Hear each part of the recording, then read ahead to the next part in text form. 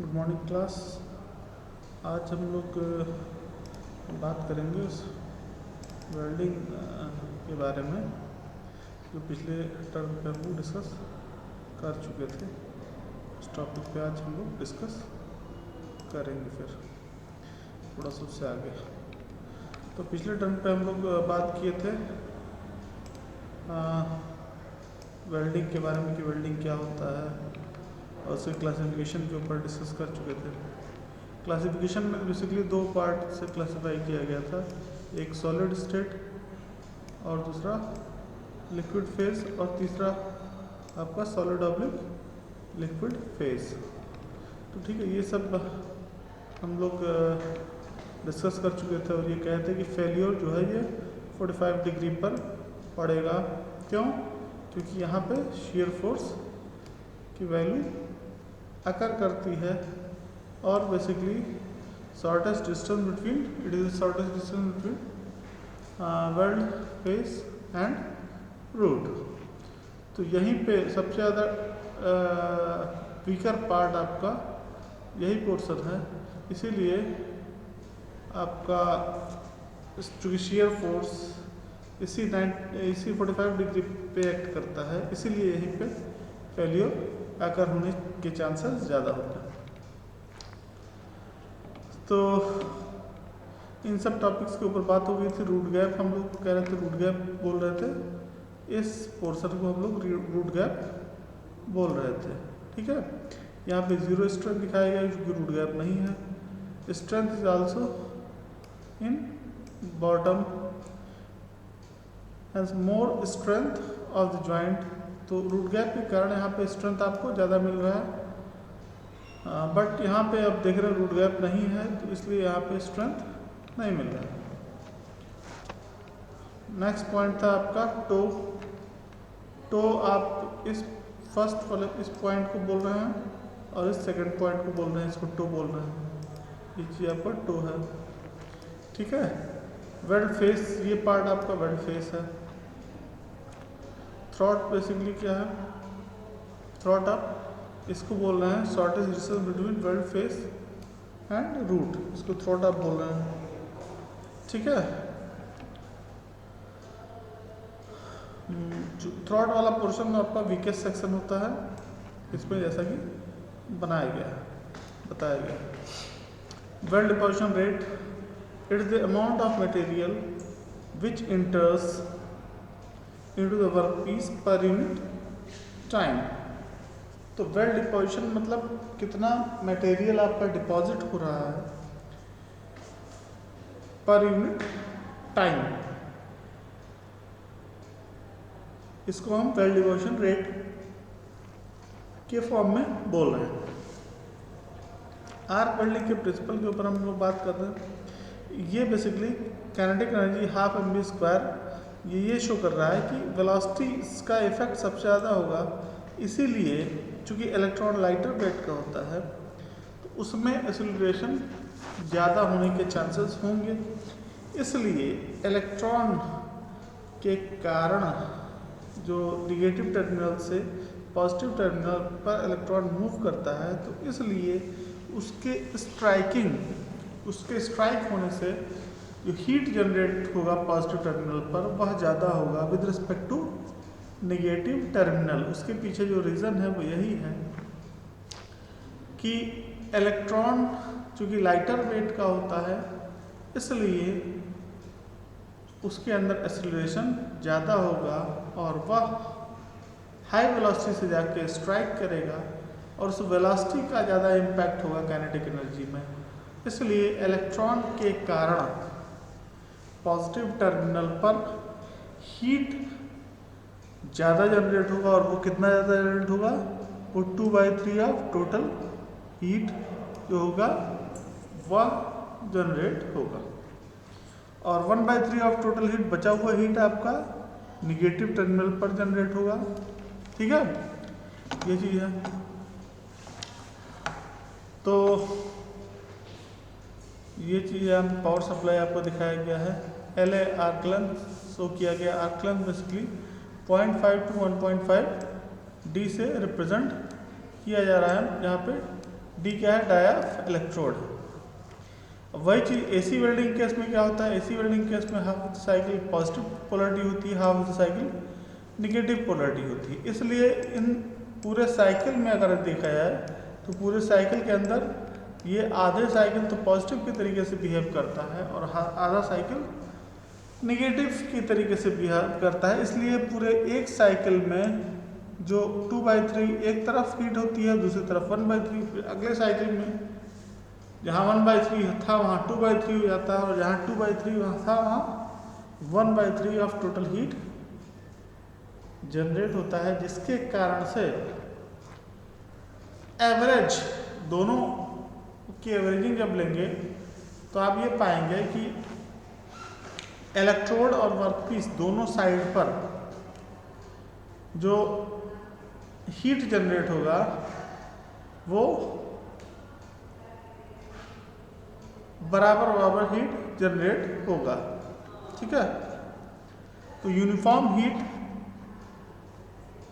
Generation आपको देखने को मिलेगा। ठीक है, when the electrode is in contact with the workpiece, due to the short circuit, electric arc will be generated. To continue the arc, further some gap is maintained between electrode and workpiece.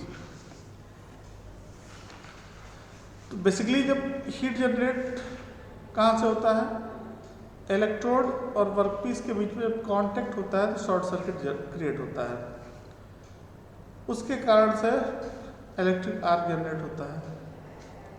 उस arc को continue रखने के लिए हमको उस gap को maintain करना होता है, और वह गैप जो हम लोग मेंटेन करते हैं उसी को बोलते हैं arc length. Due to the movement of the electrons from negative to positive, 2/3 of total heat will generated on the anode. ये क्यों हो रहा था, इसके पीछे रीजन बताती है। And due to the movement of the positive ions from positive terminal to negative, 1/3 of total heat will be generated on the cathode.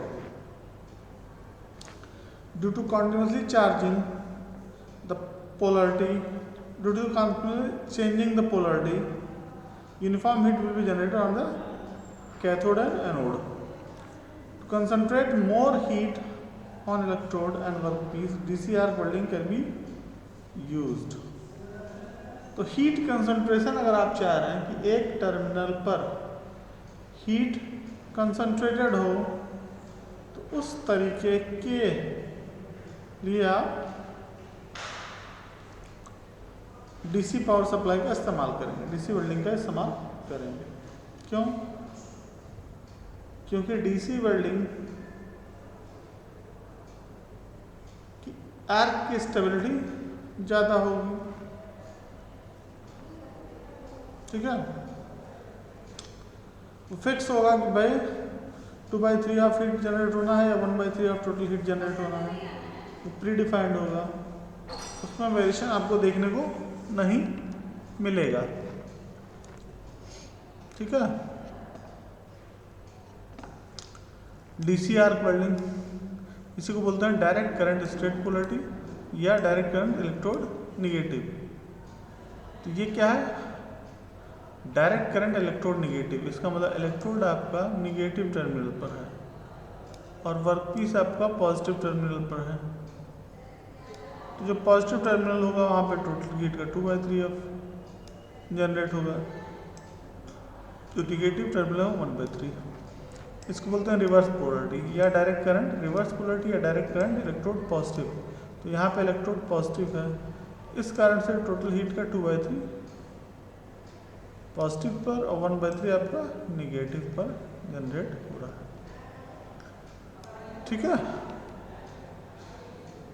तो स्ट्रेट पोलरिटी केस में पहले बात कर देते हैं। Electrode is negative and workpiece is positive. ठीक है, हम बात कर रहे हैं इसकी।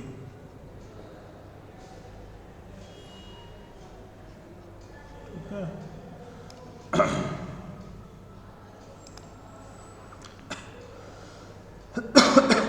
हम बात कर रहे हैं स्ट्रेट पोलरिटी की, और जब स्ट्रेट पोलरिटी की बात कर रहे हैं हम,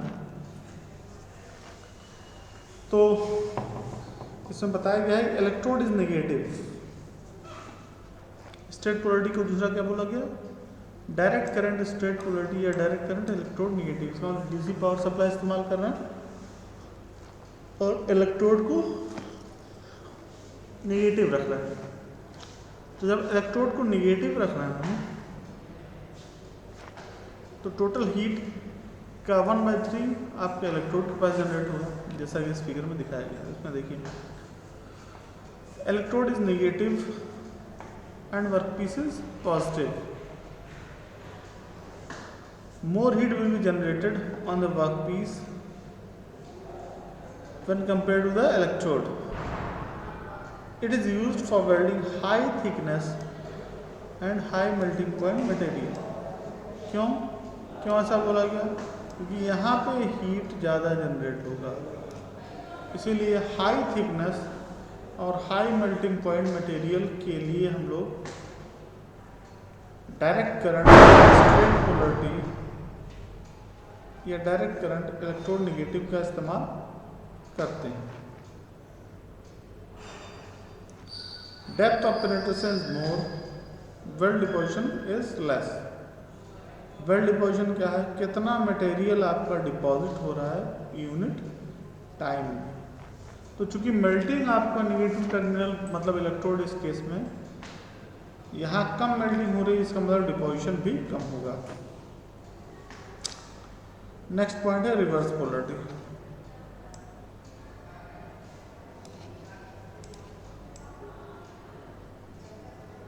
ठीक है, तो हम लोग बात कर रहे हैं रिवर्स पोलरिटी के बारे में। इसको बोलेंगे डायरेक्ट करंट रिवर्स पोलरिटी या direct current electrode positive. Electrode को पॉजिटिव में रखा गया है, ठीक है, और इसको बोला गया direct current reverse polarity. Electrode is positive and workpiece will be negative. More heat will be on the electrode when compared to the workpiece.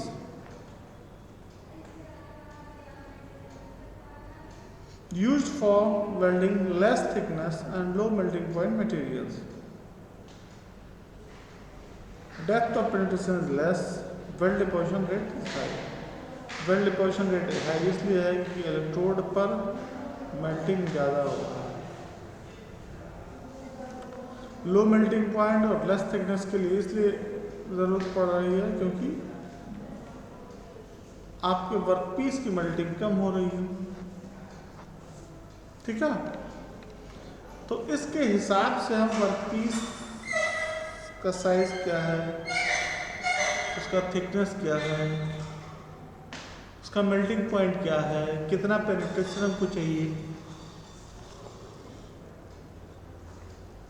उसके हिसाब से हम लोग पोलरिटी सेलेक्ट करते हैं। Welding techniques, there are 2 movements for the electrodes. एक तो linear movement of the electrode with respect to the workpiece is known as linear welding speed. Downward movement of the electrode to maintain the constant arc length. If the two movements of the electrodes are controlled manually, एक तो movement आपका linear movement हो रहा है और दूसरा downward movement आप कर रहे हैं, वो आर्क लेंथ को आप मेंटेन करने के लिए ऐसा कर रहे हैं। If the two movements of the electrode are controlled manually, then it is called manual arc welding technique. If the two movements of the are controlled automatic machine, then it is called automatic welding technique. If one of the movement is controlled by manual and one is by machine, then it is called semi-automatic welding.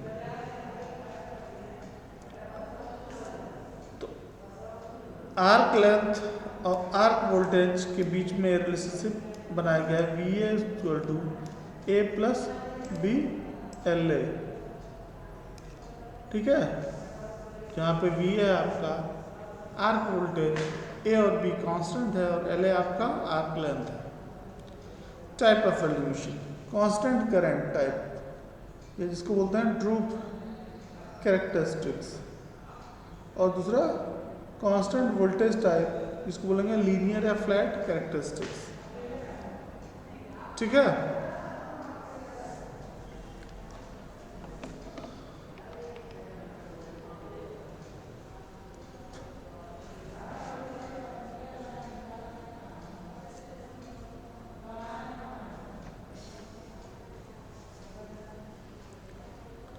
For a small change in the arc voltage, corresponding changes in the current is very small.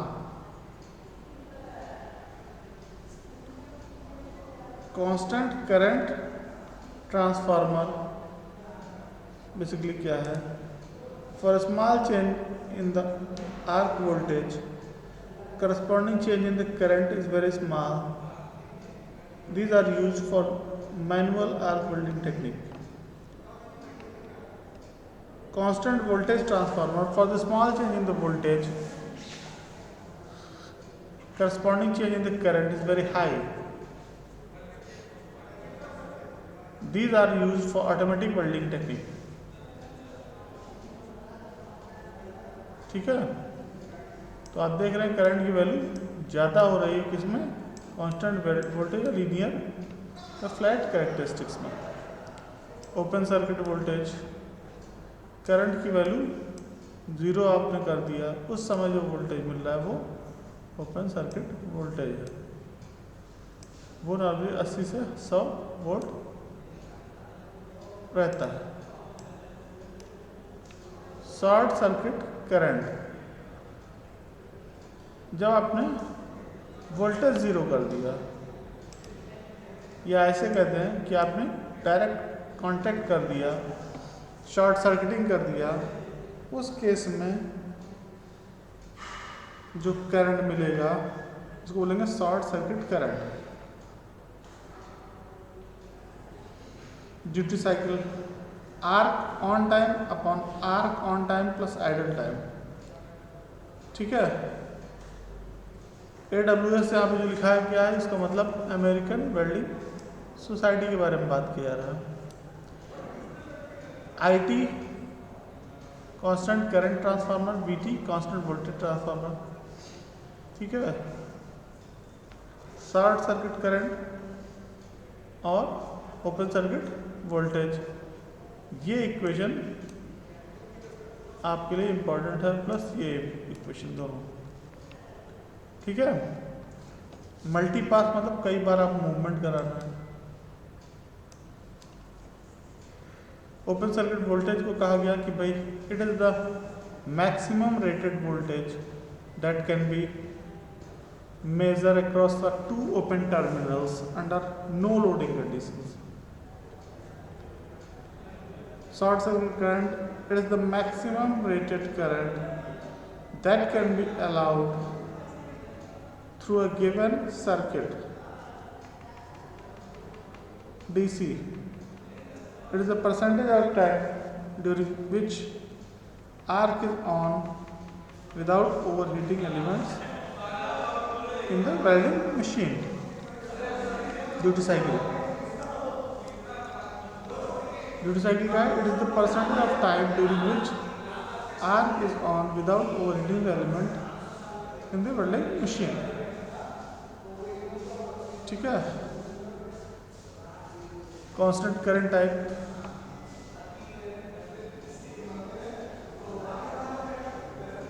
Stable arc आपको यहाँ पे मिल रहा है, IA = IT।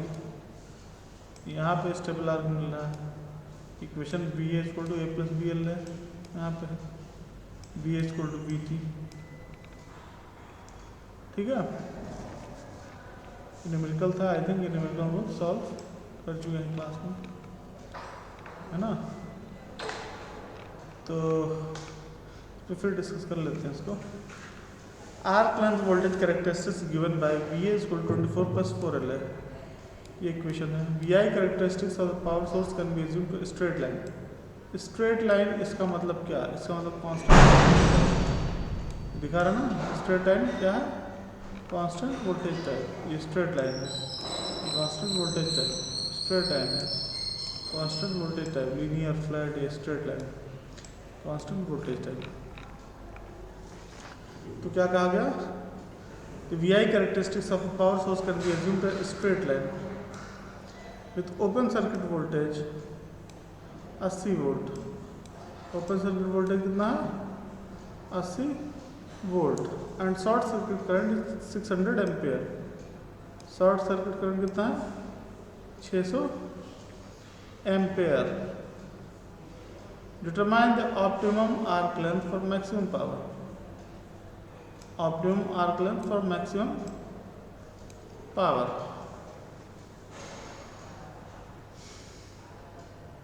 तो